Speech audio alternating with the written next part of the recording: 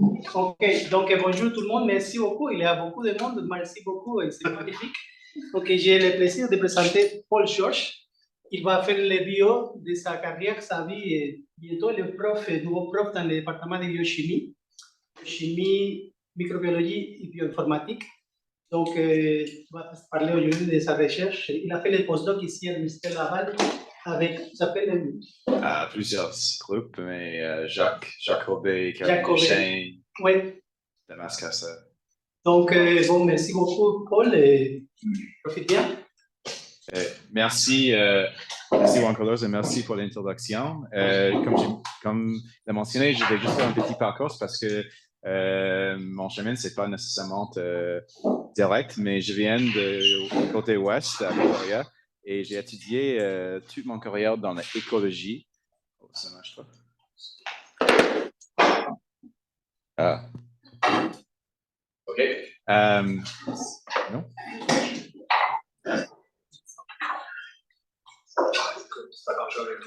OK. C'est bon? OK. Fait que je viens de Victoria, dans le Colombie-Britannique, mais j'ai étudié pas mal dans le côté atlantique du monde. J'ai travaillé toujours dans l'écologie, principalement l'écologie du sol. Et c'est comme ça que je suis devenu une chercheure ici à l'Université de Laval, dans le département de microbiologie. Mes intérêts sont, même si c'est toujours de l'écologie, comprendre comment les communautés microbiennes réagissent aux changements, particulièrement anthropogéniques. Mes travaux dans mon doc, postdoc, maîtrise, c'était toujours avec les changements de gestion de terre et les impacts sur les communautés qui habitent dans le sol. Mais aujourd'hui, comme chercheur, je suis plus aligné avec ça. Je voudrais toujours travailler avec ça, mais je suis plus aligné avec les grandes crises de antibiorésistance. Et en particulier, je vais travailler et discuter aujourd'hui mon plan pour mes prochaines 5 ans pour certains sujets comme les impacts des métaux lourds et les saveurs chimiques dans l'enjeu de la résistance contre le combat contre la crise de résistance aux antibiotiques.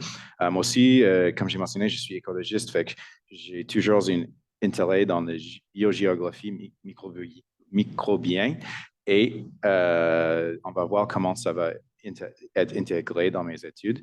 Et tout ça va être présenté dans un contexte de la santé unique que je vais expliquer plus tard.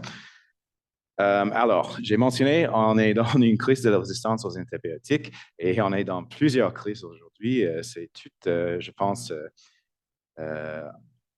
affilié avec eux autres, mais dans ce contexte-là, on a une crise de mortalité.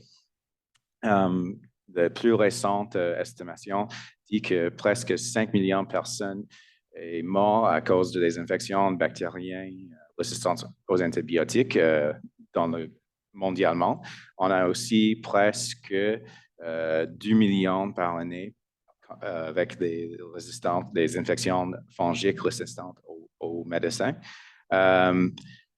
Et ces numéros vont grandir en fin des années 40 sans action. Et ce n'est pas juste le mot qui est important parce que, comme on a vu avec la pandémie récemment, quand il y a beaucoup de morbidité, beaucoup de maladies dans une population, on a des coûts économiques aussi. Au Canada, on dépense presque 1,4 billion de dollars canadiens à cause de le traitement et résultats de l'infection résistante aux antibiotiques. Et ce numéro va grandir jusqu'à 8 billions vers l'année 2050.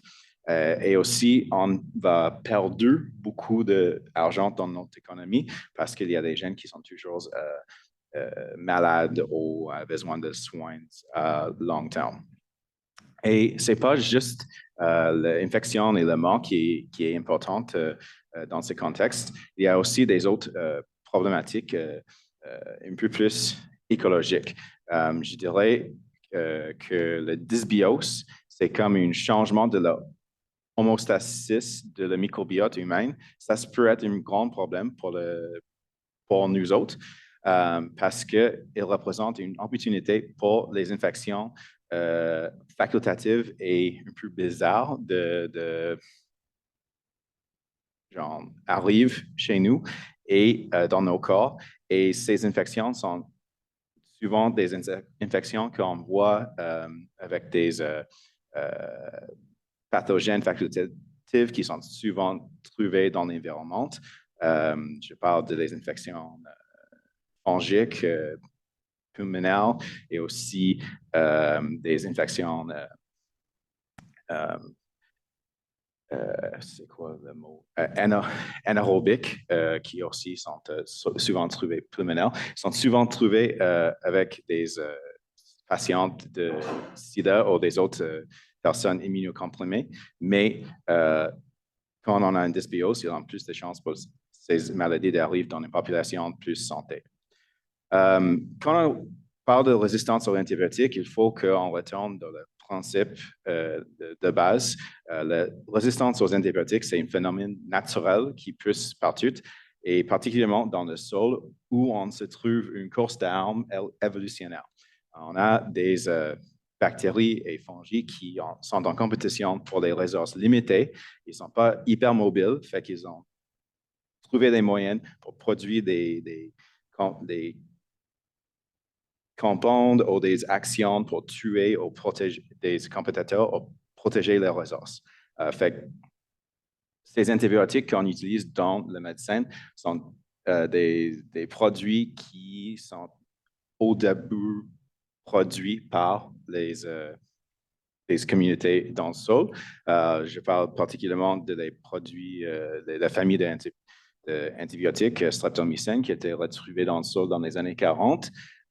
Et au fil du temps, jusqu'à les années 60, il n'était pas capable de faire plusieurs médicaments dans cette famille qui étaient dérivés de certaines espèces de grand regroupement actinomycètes. Et aujourd'hui, on retourne au sol pour chercher des nouveaux antibiotiques. C'est plus et plus difficile, mais on est plus et plus capable d'utiliser des nouvelles techniques de biologie moléculaire pour trouver des espèces inconnues et les produits inconnus dans le sol. Et comme j'ai dit, c'est une résistance naturelle, c'est quelque chose qui arrive naturellement. Le problème, comme le réchauffement climatique, c'est pas que, pour le réchauffement climatique, c'est pas le problème que les gaz à effet de serre existent, c'est qu'on produit trop vite. C'est la même chose pour la résistance aux antibiotiques. On a toujours cette résistance de base dans la nature, mais avec la surutilisation des produits antibiotiques, on a un problème. Fait que récemment, ils ont fait plusieurs études. On a vu dans les récentes qu'il y a le streptomycin, methicillin resistant Staph aureus, SARM en français, qui était arrivé, des gènes de résistance contre dans Staph aureus contre ces médicaments, ont arrivé, ça fait 200 ans, dans une population de hérissons en Europe. Et on a vu dans des momies en Europe et Pérou qu'il y a beaucoup de gènes de résistance contre le tétracycline qui étaient retrouvés dans leur corps. Et si tu es intéressé avec ces études-là, cette étude par Santiago Rodriguez est hyper intéressante. L'histoire de le roi Ferdinand Ier, qui est le sujet de ce projet, est aussi intéressante. Au Canada et partout le monde, le principal consommateur de produits antibiotiques sont l'agriculture. Voici les plus récentes données disponibles par l'Agence de santé publique pour la consommation de kilogrammes de produits antibiotiques. Et on peut voir en bleu les kilogrammes de l'utilisation chez les humains et en rouge chez les animaux. Fait qu'on peut voir qu'il y a certains groupes qui sont utilisés plus chez les humains, mais en faible quantité en comparaison de tétracycline, macrolides, sulfonamides, qui sont super importantes pour l'élevage d'animaux, pour la consommation. Ce problème va continuer parce que mondialement, on a une grande demande pour les protéines animaux, même si peut-être dans les pays occidentaux, on est un peu plus intéressé de changer nos habitudes, mais on a toujours un marché exporteur et tout ça. Et on peut voir que certains animaux sont plus importantes pour certains groupes et catégories de médicaments, notamment les poules sont vraiment d'importants consommateurs de produits antibiotiques, peut-être parce que on peut avoir beaucoup plus de poules dans une espace que des cochons, mais c'est un secteur d'économie où on doit trouver des moyens de mieux gérer nos antibiotiques. Parce que les produits antibiotiques ne sont pas consommés à 100% quand on donne un médicament à un organisme. Par contre, ils sont passés dans leurs déchets et urine dans l'environnement. Et ça peut être juste une façon de... mais c'est normal. Et aussi, on a des bactéries qui passent avec les produits pas complètement dégradés, qui sont déjà résistés parce qu'ils ont eu une exposition. On voit ça souvent dans les champignons. On met des fumières dans les champs et on retrouve beaucoup d'antibiotiques, puis les bactéries résistantes aux antibiotiques dans les champs. Et ça, c'est un problème parce que on peut suivre ce diagramme-là. Ils ne restaient pas dans le champ, ils ont mis. En fait, ils passent par le haut dans le système hydrogéologique et ils sont passés par les fleuves jusqu'aux les océans, fait qu'ils ont beaucoup d'opportunités de disperser dans l'environnement. Et comme on voit ici, ce n'est pas juste les antibiotiques, il y a plusieurs composantes qui ont des effets antibiotiques aussi, comme j'ai mentionné, les métaux lourds et les gènes de résistance. Et je vais juste parler des gènes de résistance pour un instant. C'est le mécanisme qui permet les bactéries de résistance aux ces composantes antibiotiques. Il y a plusieurs types de gènes. Certaines sont dans le chromosome, fait qu'ils sont toujours dans le génome d'une espèce, mais les autres qui sont transférables, ils sont retrouvés dans les plasmides et on sait qu'ils peuvent être partagés avec plusieurs autres espèces pour améliorer les chances que la population survive une exposition. On a 4 modes d'action principaux pour les gènes de résistance. Il peut modifier le cible du médicament, fait que la machinerie cellulaire qui est ciblée par un médicament. Il peut être tout simplement des pompes d'efflux, c'est des pompes qui poussent des ions et des autres compounds vers l'extérieur de celle, juste pour garder l'homéostasis. Il peut y avoir des modifications qui limitent l'entrée d'un produit, fait qu'une protection, une barrière, une mur, on peut dire. Et certainement, des gènes sont capables d'inactiver un médicament dès qu'il arrive dans le système. On sait que les bactéries sont asexuelles, fait qu'en théorie, ces produits doivent matcher 100% contre une population, mais on sait qu'il y a une diversité génétique qui permettent plusieurs mutations pour la protection de population. Et comme j'ai mentionné, plusieurs de ces gènes de résistance sont transférés par les plasmides, soit en conjugation, et aussi plusieurs gènes et plasmides sont capables de retrouver les ADN libres dans l'environnement et intégrer ces mécanismes, ces gènes dans leur système. Ça, c'est les deux genres plus importants, je pense. On peut parler de les phages et des autres façons, mais ça, c'est le genre. Quand on dit transfert horizontal de gènes, tout le monde pense à ça plus simplement. Et c'est quelque chose qui est important parce que ce n'est pas juste quelque chose qui passe de temps en temps. Les bactéries partagent leur plasmide et font des actions comme ça pour améliorer leur chance de vie en réponse de certains stress. Et des stress peuvent arriver comme une exposition de médicaments. Fait que c'est souvent quelque chose qu'on arrive qu'on veut arrive dans, dans l'environnement et avec de haute quantité de produits antimicrobiens qu'on utilise. Pour adresser ce problème, il faut avoir des attitudes un peu plus modernes. Je dis moderne, mais cette attitude était premièrement décrite par Calvin Schwab dans les années 60, mais on a toujours une focus sur la santé humaine quand on discute les crises antibiorésistance ou peut-être les animaux si on est dans le milieu agricole. Mais il faut adresser les problématiques humaines, animaux et environnementales tout ensemble dans la santé unie pour faire des bons progrès contre ces problèmes. Et un bon exemple pour comment ça marche, c'est la problématique de limiter ou comprendre le transfert de gènes de résistance par les bioaérosols. Ça, c'est mon ligne de cette problématique comme écologiste. On a des bioaérosols du monde dans nos programmes ici à l'Université Laval de microbiologie, connaît bien ce phénomène, mais le bioaérosol, ça c'est un mot qui réfère aux tous les aérosols qui viennent de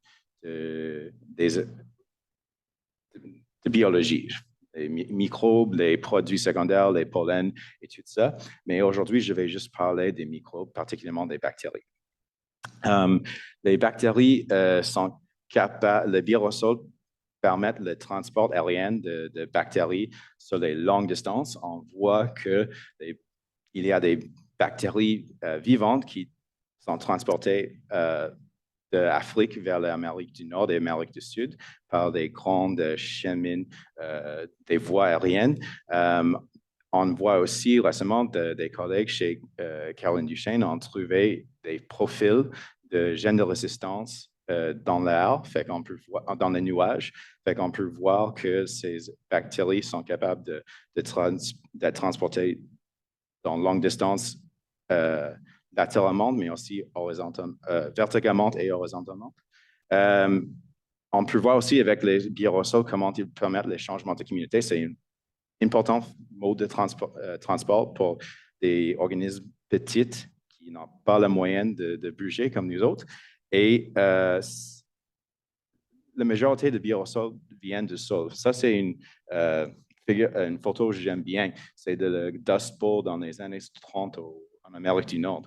On a perdu beaucoup de sol. Et c'était à cause de la sécheresse et des mal-gestion de terre. Fait qu'on peut voir que la gestion de terre, c'est importante, spécialement dans le côté agriculturel, pour la dispersion de bioaérosols.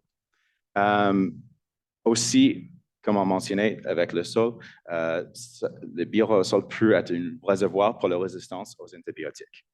Comme j'ai mentionné, c'est un vecteur important dans le contexte de santé unie parce que on peut voir des souches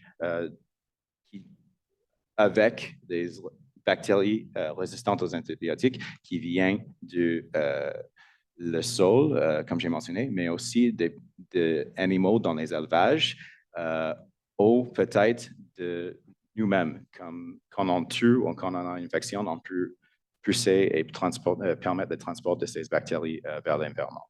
Comme j'ai mentionné, on a trouvé des GRA, gènes de résistance contre les antibiotiques, aux antibiotiques. Dans les nuages récemment, ça c'était Florent, une postdoc chez Caroline, qui a trouvé que il y a des profils distincts de nuages, profils de GRA distincts de nuages. Fait que ça se peut que des nuages qui bougent partout le monde sont capables d'être une souche de résistance à distance longue. Et ça, c'était un objectif d'un grand projet que le professeur Duchesne ménagé pour les dernières années. J'étais postdoc aussi dans ce projet. L'objectif était de voir les dispersions de gènes de résistance dans l'air. Et moi, j'ai aidé avec plusieurs projets. Je vais juste mentionner deux vitement.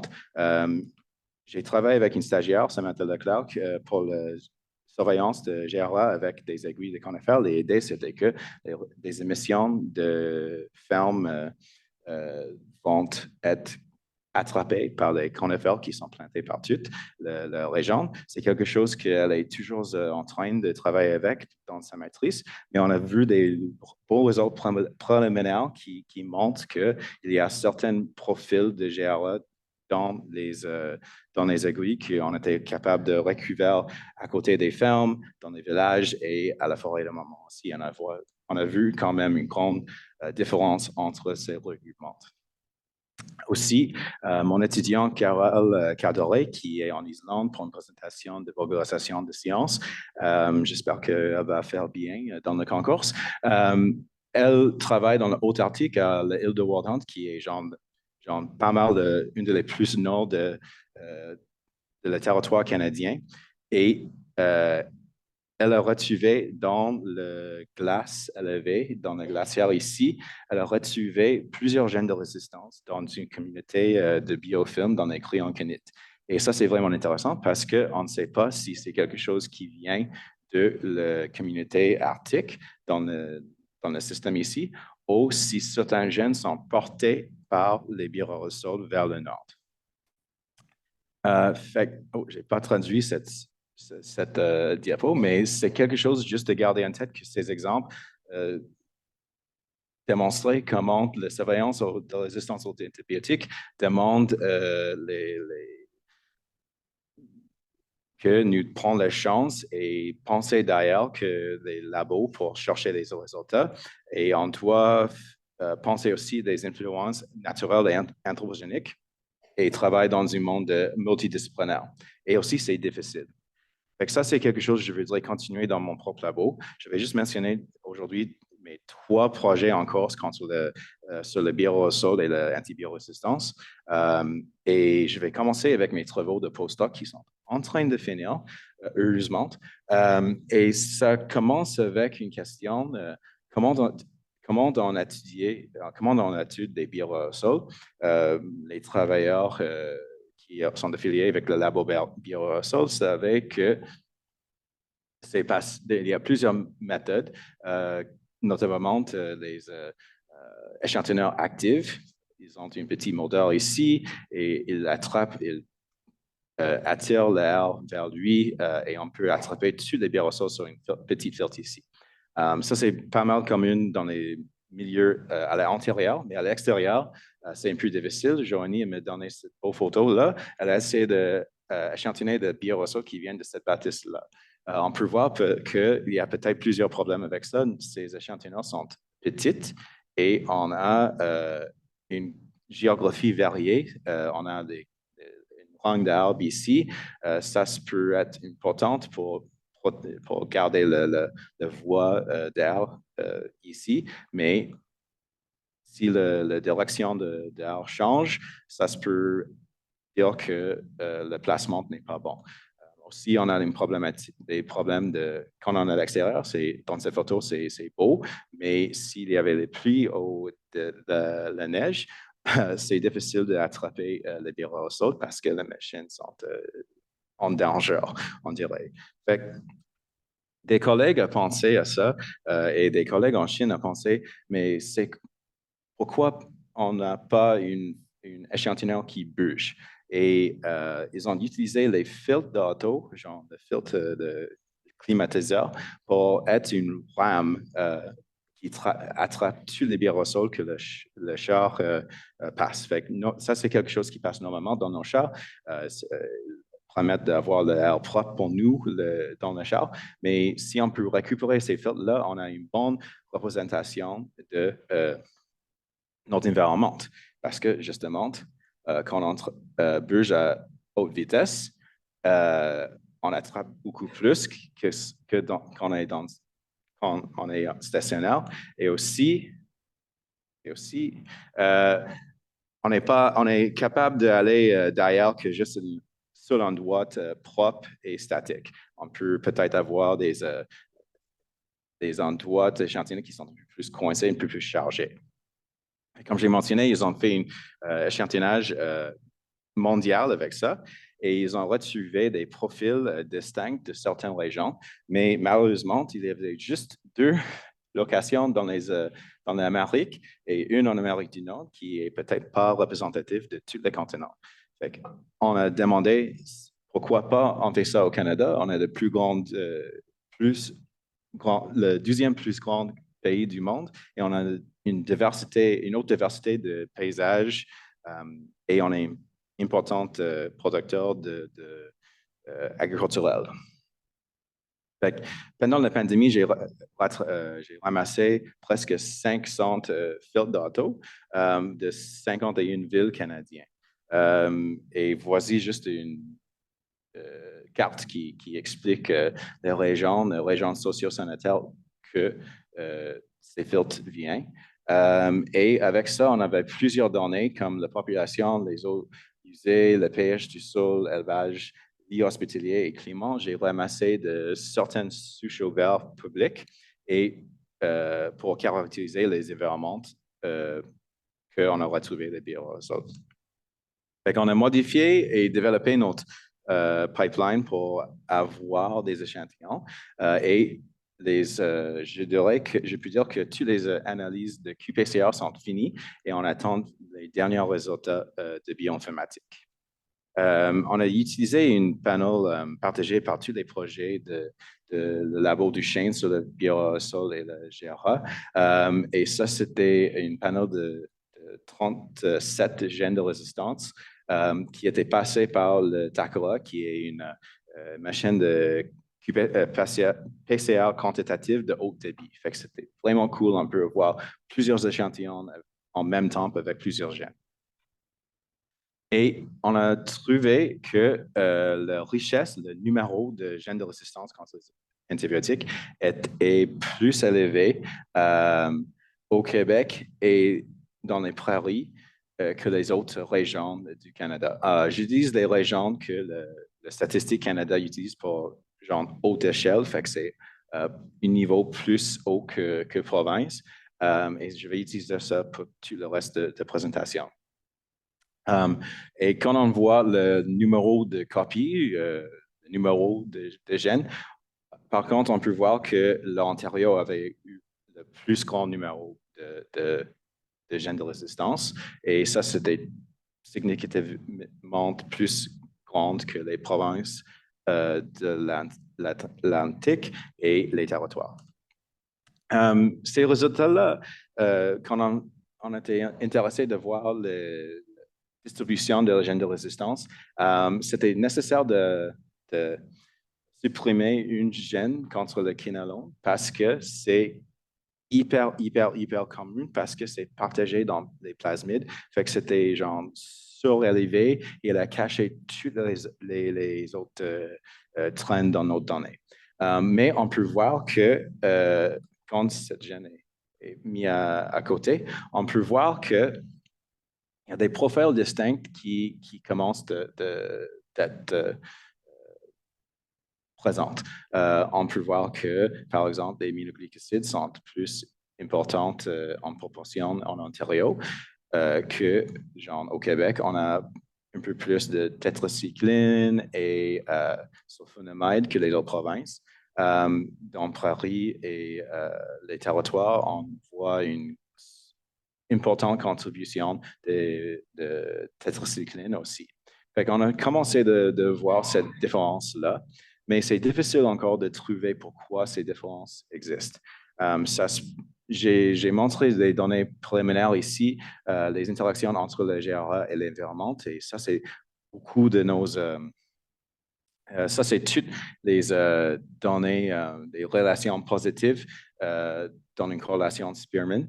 Et on peut juste voir qu'il y a beaucoup de relations entre certains gènes de résistance et certaines populations d'animaux, facteurs socio-économiques ou géographiques. Mais l'important, je veux vous mentionner, c'est qu'on a peut-être des relations avec les agricultures, comme la population de cochons et poules selon le Statistique Canada dans le recensement de l'agriculture.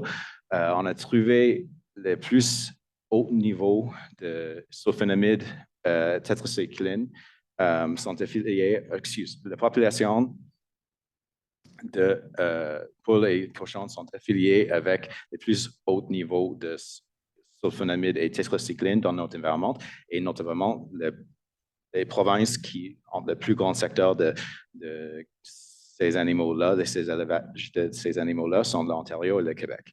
C'est la même chose pour le tétracycline et les aminoglycosides qui sont importants dans l'élevage de bœuf, et ils étaient plus forts dans la Saskatchewan et l'Alberta, où on retrouve plus de bœuf.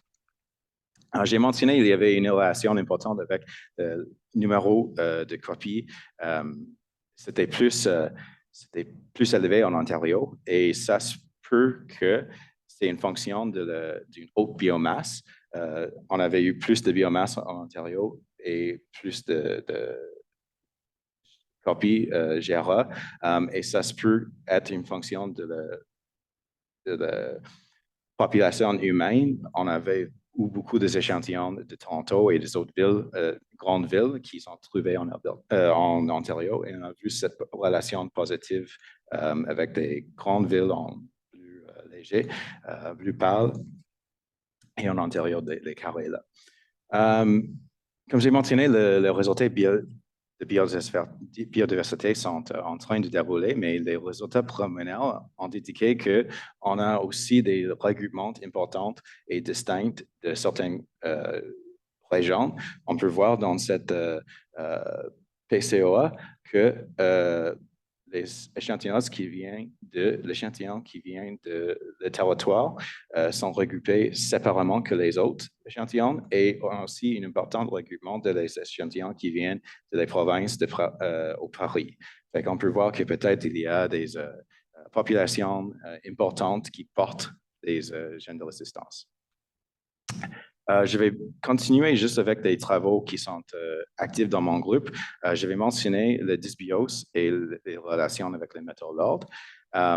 J'ai mentionné que les métaux lourds ont des effets antimicrobiens qui sont importants. Et c'est quelque chose qui est bien connu, mais moins étudié. C'est un peu paradoxe, mais on a beaucoup de métaux lourds importants comme micronutriments, mais ils deviennent toxiques dans de plus fortes concentrations. Des bactéries ont plusieurs mécanismes pour la défense contre une sous-exposition de métaux lourds, et ils sont semblables de haut partagé avec des mécanismes pour la défense de l'antibiorésistance. On voit, il y a la co-résistance. La co-résistance, dire que les gènes de résistance contre les métaux lourds et les antibiotiques sont à côté ou presque dans une région génétique, fait qu'il peut être partagé avec le plasmide en même temps qu'il y a une exposition aux métaux lourds, aux antibiotiques. Ces gènes-là sont transférés ensemble. Il y a aussi une quasi-résistance, c'est-à-dire que le mécanisme, notamment les pompes d'efflux, sont activés par une exposition d'un antibiotique ou un métal lourd. Ça, c'est quelque chose, c'est-à-dire que ces expositions sont importantes, même si, pour la biorésistance, même si on discute une composante qui n'est pas un antibiotique. Les métaux lourds sont retrouvés dans les sols et dans les pollutions. Ils sont utilisés dans l'agriculture aussi, principalement parce qu'ils ont des effets antimicrobiens. Ils ne sont pas des antibiotiques. Ils ne sont pas gérés par la Santé Canada pour ça, fait qu'ils sont capables d'avoir certains effets positifs dans les animaux. Ils ont aussi utilisé, c'est-à-dire qu'ils sont présents dans les fumiers aussi. Ils sont aussi présents dans les émissions pollution. On en parle à ça beaucoup au Québec, le Foundry Horn à Saguenay et ici à Québec. Et c'est pour ça qu'on est intéressé d'étudier des impacts et des interactions d'exposition aux métaux lourds avec soit le dysbiose et l'asthme. Ça, c'est un projet qui est en train de dérouler. On vient de commencer avec des collègues à le CSID à UQAC. Mais en gros, l'objectif pour nous, dans mon labo, c'est d'étudier la présence et la co-sélection des gènes de résistance contre les métaux lourds et les gènes de résistance aux antibiotiques dans le microbiome des voies respiratoires supérieures dans une population exposée quotidiennement à Saguenay. Et je vais finir rapidement avec une présentation d'un projet intéressant. C'est l'interaction de vapotage et les résistances aux antibiotiques. Et principalement, c'est le rôle de saveur. Le vapotage est plus et plus populaire chaque année. Et une des raisons pour ça, c'est que ils ont des bons saveurs, ils mettent dans le liquide, le e-liquid pour faire le vapotage et ça attire des nouveaux vapoteurs. Ces saveurs sont bien connues et on a utilisé pour donner les saveurs dans les bonbons et les autres choses consommables. Et on sait que certaines de ces saveurs ont des effets antimicrobiens de base. Mais ce n'est pas un problème qu'on en mette dans une bonbon ou quelque chose consommable parce que le composant est détruit par notre système digestif. Mais dans la voie respiratoire, on ne sait pas qu'est-ce qui se passe et on a des indications qu'il peut cause de dysbiose et promouvoir la chance d'avoir des maladies atypiques. Cette carte n'est pas à jour aujourd'hui, mais c'était à jour jusqu'au 1er octobre parce que le Québec a finalement interdit la vente de serveurs dans les liquides. C'était quelque chose que le gouvernement planifiait de faire avant 2022, mais c'était un peu chargé avec le COVID, fait qu'on peut juste faire une attente pour ça. Mais on peut voir que c'est quelque chose que plusieurs gouvernements et plusieurs organismes en sont inquiets avec.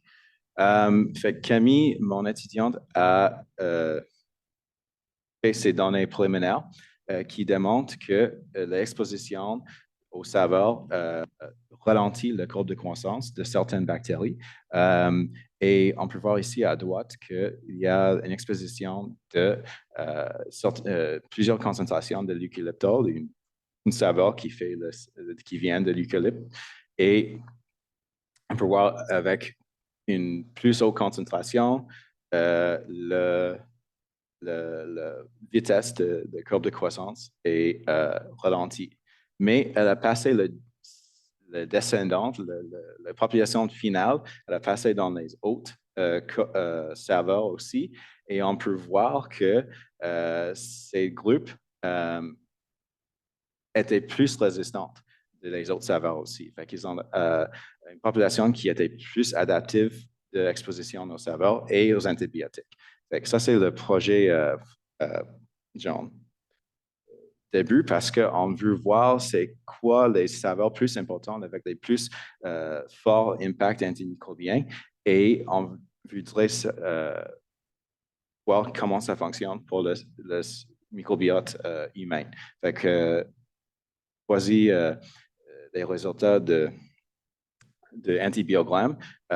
C'est une méthode assez basique. On met une saveur dans le filtre ici et on peut mesurer les zones d'inhibition. On peut voir qu'il y a plusieurs saveurs qui ont des grandes zones d'inhibition, même à moins quantité, à petite quantité, dans notre regroupement de bactéries importantes, des pathogènes opportunistes qui sont trouvés dans le système respiratoire et aussi des commensales. Fait que les prochaines étapes sont ramasser toutes ces données-là et voir les changements de communauté avec le séquençage dans les modèles animaux et ensuite ramasser ces échantillons d'une cohorte de vapoteurs qui est gérée par des collègues à UCPQ. Mais avec ça, je voulais juste mentionner une grande merci de tous les collègues et mes étudiantes et du monde que j'ai travaillé avec pendant mes années ici. et que je suis à la recrute pour une nouvelle étudiante. On a un beau projet sur les risques d'exposition aux maladies genre, pathogènes dans les fermes production d'œufs au Québec biologiques, parce que c'est important, parce que ces fermes-là n'utilisent pas des antibiotiques, mais aussi ils ont les poules ont la chance de sortir de la bâtisse et être à l'extérieur. Et on peut avoir des interactions avec des animaux sauvages ou des autres voies d'exposition des pathogènes un peu moins communes dans les élevages fermés. Fait qu'on ne sait pas les risques chez les travailleurs. Fait que si vous connaissez quelqu'un qui est intéressé de commencer tout de suite, j'ai l'argent et j'ai besoin de et c'est une paire de mains. Fait que je suis vraiment content de répondre à vos questions.